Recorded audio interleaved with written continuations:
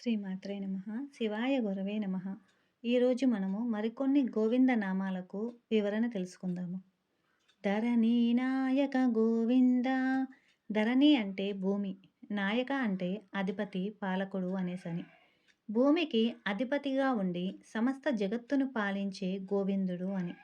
భూమికి మాత్రమే కాదు, సమస్త సృష్టికి ఆధారంగా ఉండి ప్రకృతిని, జీవులను సంరక్షించే పరమేశ్వరుడు. భూమిపై జరిగేదంతా ఆయన నియంత్రణలోనే ఉంటుంది. భక్తితో జీవిస్తే భూమిపై జీవితం కూడా శాంతియుతంగా మారుతుంది. దినకర తేజ గోవింద. దినకర అంటే సూర్యుడు, తేజ అంటే కాంతి, ప్రకాశము, మహిమ అనేసని.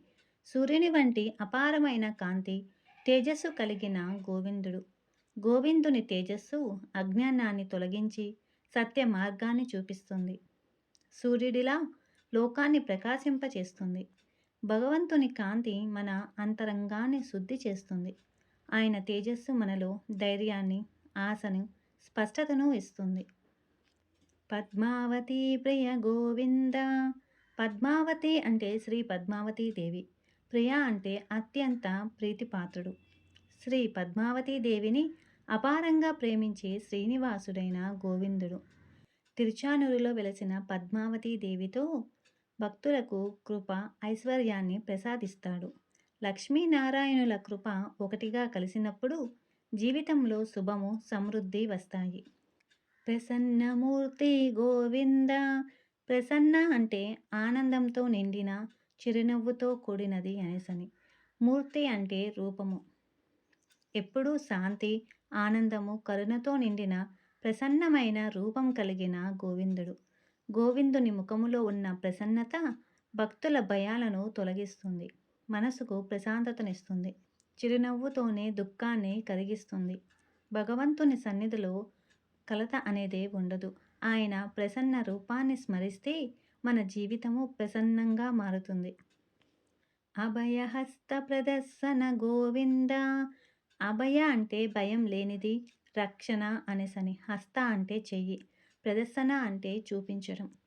భక్తులకు భయపడవద్దు అనే తన అభయహస్తాన్ని చూపిస్తాడు.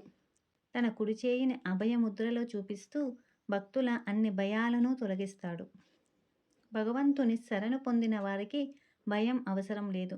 జీవితంలో ఎంత కష్టం వచ్చినా ఆ అభయహస్తము మనపై ఎల్లప్పుడూ ఉంటుంది. మర్త్యావతార గోవింద.